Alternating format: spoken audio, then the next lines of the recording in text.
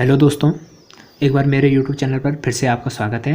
आज हम पढ़ेंगे बीएससी सेकंड ईयर की ऑर्गेनिक केमिस्ट्री का एक मेन टॉपिक इलेक्ट्रॉनिक संक्रमण या इलेक्ट्रॉनिक ट्रांजिशन। तो इसमें नोट से शुरू करते हैं। जब कार्बन यौगिक पराबैंगनी प्रकाश का अवशोषण करते हैं तो तब उनके इलेक्ट्रॉन जो होते हैं वह न्यूनतम ऊर्जा स्तर से उच्चतम ऊर्जा स्तर में चले जाते हैं। इस कारण यूवी स्पेक्ट्रोस्कोपी को इलेक्ट्रॉन स्पेक्ट्रोस्कोपी भी कहा जाता है। अर्थात जब यदि कार्बन यौगिक जो होते हैं वह पराबैंगनी प्रकाश का अवशोषण करते हैं तो तब जो उनके इलेक्ट्रॉन होते हैं वह उत्तेजित हो जाते हैं और अपने न्यूनतम ऊर्जा स्तर से उच्चतम ऊर्जा स्तर में चले जाते हैं और इसी कारण यूवी स्पेक्ट्रोस्कोपी को इलेक्ट्रॉनिक स्पेक्ट्रोस्कोपी भी कहा जाता है। और इसमें सबसे पहले आता है आणविक कक्षक। जब दो परमाणु कक्षक आपस में संयोग करते हैं तो वह दो आणविक कक्षकों का निर्माण करते हैं। अर्थात दो परमाणु कक्षकों के संयोग से दो आणविक कक्षकों का निर्माण होता है। और दूसरा होता है इसके बाद बंदी कक्षक। जब दो परमाणु कक्षक आपस में संयोग करके दो आणविक कक्षकों का निर्माण करते हैं तो उसमें एक आणविक कक्षक की ऊर्जा कम होती है और जिस आणविक कक्षक की ऊर्जा कम होती है उसे बंदी कक्षक कहा जाता है। इन्हें सिग्मा तथा पाई कक्षक भी कहते हैं या इन्हें सिग्मा तथा पाई से प्रदर्शित करते हैं। और उसके बाद होता है विपरीत बंदी कक्षक। जब एक आणविक कक्षक की ऊर्जा अधिक होती है तो तब इसे विपरीत बंदी कक्षक या एंटी बॉन्डिंग ऑर्बिटल भी कहा जाता है, जिन्हें सिग्मा स्टार तथा पाई स्टार से प्रदर्शित करते हैं। उसके बाद होता है अनाबंदी कक्षक। कुछ कक्षक जो होते हैं वह बंध बनाने में असफल होते हैं, अर्थात बंध नहीं बना सकते हैं, इसलिए इन्हें नॉन बॉन्डिंग ऑर्बिटल अर्थात अनाबंदी कक्षक कहा जाता है और इन्हें एन से प्रदर्शित किया जाता है।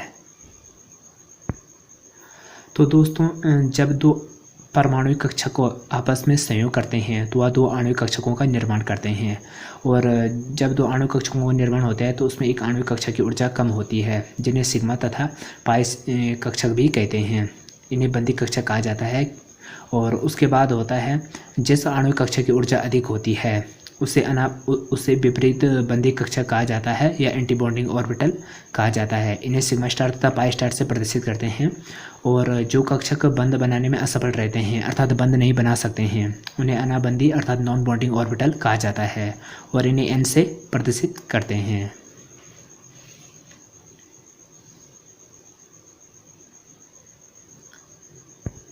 अब आगे बढ़ते हैं। जब इलेक्ट्रॉन ऊर्जा का अवशोषण करते हैं तो तब वे सिग्मा पाई और एन कक्षकों से उत्तेजित होकर सिग्मा स्टार तथा पाई स्टार कक्षकों में चले जाते हैं। जैसे कि मैंने आपको आगे बताया था कि जब इलेक्ट्रॉन ऊर्जा को अवशोषित करते हैं तो तब वह न्यूनतम ऊर्जा स्तर जो होते हैं, जैसे कि यहाँ पर सिग्मा पाई और एन या न्यूनतम ऊर्जा स्तर है और इनसे उत्तेजित होकर वह सिग्मा स्टार तथा पाई स्टार कक्षकों में चले जाते हैं। दोस्तों, इसमें सबसे इम्पोर्टेंट है ये डायग्राम। आपको इस डायग्राम को समझना होगा अगर इलेक्ट्रॉनिक ट्रांजिशन के बारे में जानना है। इसमें हम electronic energy levels and transition के बारे में पढ़ेंगे।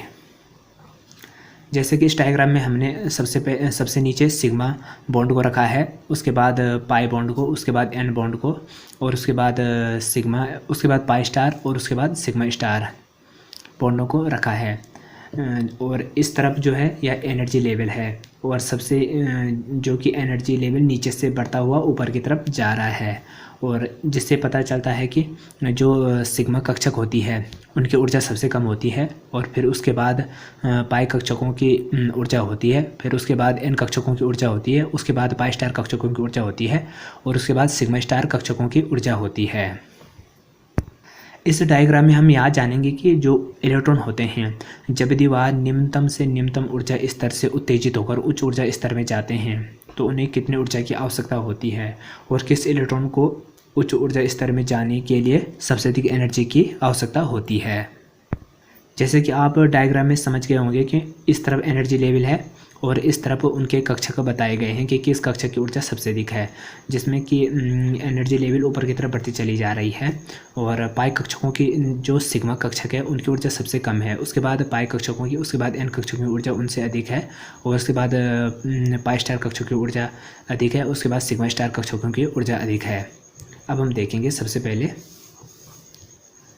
सिग्मा से सिग्मा स्टार संक्रमण या सिग्मा से सिग्मा स्टार ट्रांजिशन, अर्थात सिग्मा कक्षक से सिग्मा स्टार कक्षक में किसी इलेक्ट्रॉन को जाने के लिए कितनी ऊर्जा की आवश्यकता होती है, उसे सिग्मा से सिग्मा स्टार ट्रांजिशन के द्वारा प्रदर्शित किया जाता है। जैसे कि सिग्मा से सिग्मा स्टार ट्रांजिशन अर्थात सिग्मा से सिग्मा स्टार संक्रमण।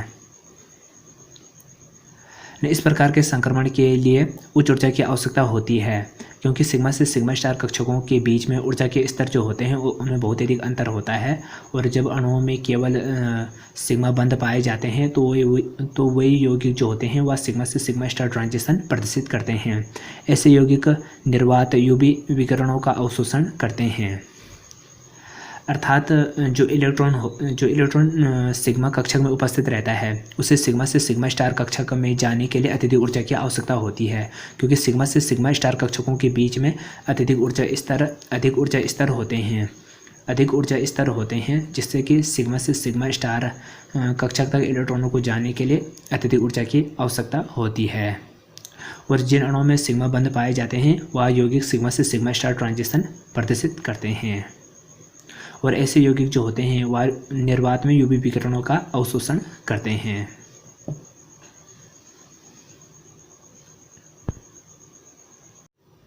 और अब है एन से सिग्मा स्टार ट्रांजिशन। इस प्रकार के संक्रमण में सिग्मा से सिग्मा स्टार संक्रमण की तुलना में कम एनर्जी की आवश्यकता होती है, जो प्रवेणी क्षेत्र से प्राप्त हो सकती है, और मेथिल एल्कोहल तथा मेथिल क्लोराइड जैसे यौगिक प्रवेणी क्षेत्र में अवशोषण करते हैं। अर्थात जो मेथिल एल्कोहल तथा मेथिल क्लोराइड जैसे यौगिक होते हैं वह एन से सिग्मा स्टार ट्रांजिशन प्रदर्शित करते हैं।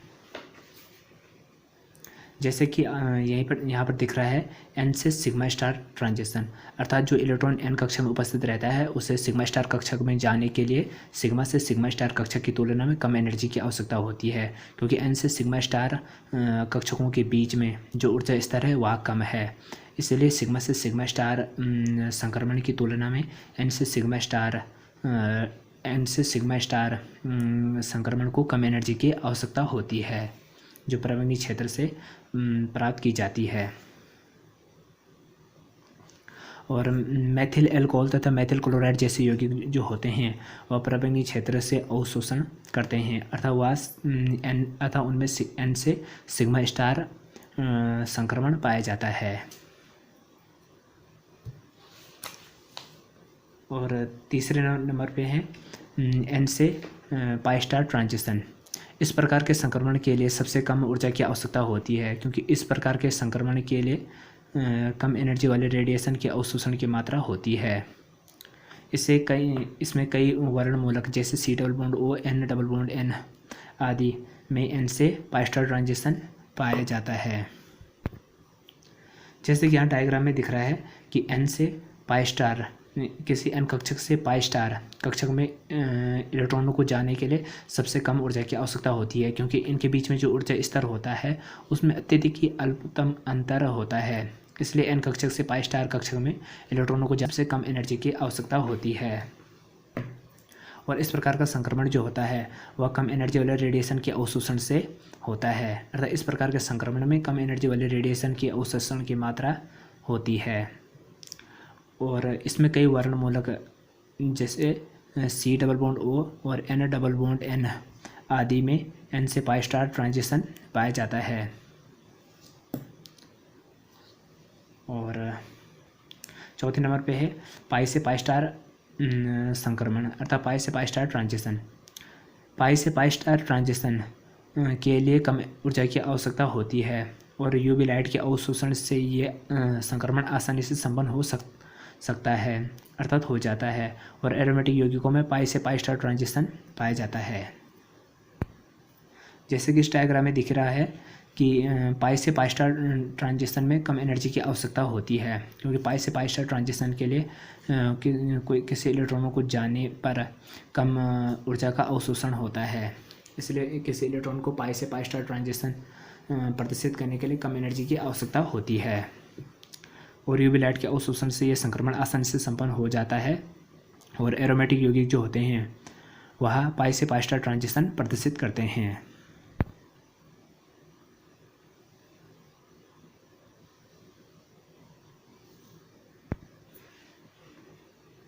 और अब है इसमें सिग्मा से पाई स्टार संक्रमण अर्थात सिग्मा से पाई स्टार ट्रांजिशन।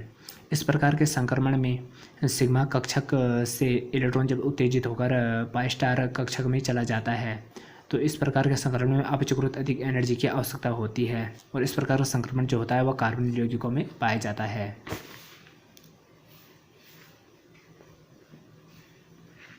सिग्मा से पाई स्टार ट्रांजिशन। इस प्रकार के संक्रमण के लिए अपेक्षाकृत अधिक ऊर्जा की आवश्यकता होती है क्योंकि जो इलेक्ट्रॉन सिग्मा कक्षक से सिग्मा स्टार कक्षक में जाता है तो इनके बीच में ऊर्जा के स्तर में अंतर है जिसके फलस्वरूप इसमें अधिक ऊर्जा की आवश्यकता होती है। और इस प्रकार का संक्रमण जो होता है वह कार्बनिक यौगिकों में पाया जाता है। तो दोस्तों वैसे इस टॉपिक में सबसे इम्पोर्टेंट जो है वो ये डायग्राम है। अगर आपने ये डायग्राम समझ लिया तो ये सारा टॉपिक समझ में आ जाएगा। जैसे कि एक बार हम इस डायग्राम को फिर से पढ़ेंगे। इसमें इस तरफ एनर्जी लेवल को दर्शाया गया है जो ऊपर की तरफ बढ़ता चला जा रहा है और इस तरफ उनके कक्षक बताए गए हैं कि किस कक्षक से जब इलेक्ट्रॉन उच्च कक्षक में जाता है, निम्न कक्षकों से जब इलेक्ट्रॉन उच्च कक्षक में जाता है तो किस कक्षक इलेक्ट्रॉन को कितनी अधिक एनर्जी की आवश्यकता होती है। तो इसमें हमने सबसे पहले सिग्मा कक्षक, उसके बाद पाई कक्षक, उसके बाद एन कक्षक और उसके बाद पाई स्टार कक्षक, उसके बाद सिग्मा स्टार कक्षकों को रखा है और इस प्रकार से इनकी एनर्जी ऊपर की तरफ बढ़ती चली जा रही है। और जब कोई इलेक्ट्रॉन सिग्मा कक्षक से सिग्मा स्टार कक्षक में जाता है तो उसमें सबसे अधिक एनर्जी की आवश्यकता होती है क्योंकि इनके बीच में जो ऊर्जा का स्तर होता है उसमें बहुत अधिक अंतर होता है। उसी प्रकार से इसमें कम एनर्जी की आवश्यकता होती है और इसकी तुलना में कम एनर्जी की आवश्यकता होती है और इनकी तुलना में एन से पाई स्टार कक्षकों में कम एनर्जी की आवश्यकता होती है और इस प्रकार से उनकी एनर्जी लेवल बदलते चले जाते हैं। और इसमें सबसे अधिक ऊर्जा की आवश्यकता सिग्मा से सिग्मा स्टार कक्षक में, जो इलेक्ट्रॉन सिग्मा कक्षक से सिग्मा स्टार कक्षक में जाता है उससे सबसे अधिक एनर्जी की आवश्यकता होती है और एन से पाई स्टार कक्षक में जो इलेक्ट्रॉन जाता है उससे सबसे कम एनर्जी की आवश्यकता होती है क्योंकि इनके बीच में जो ऊर्जा का अंतर है वह अत्यधिक कम है। तो thank you guys watching this video. अगर ये वीडियो पसंद आए तो लाइक, शेयर, कमेंट और चैनल को सब्सक्राइब जरूर कीजिएगा। धन्यवाद।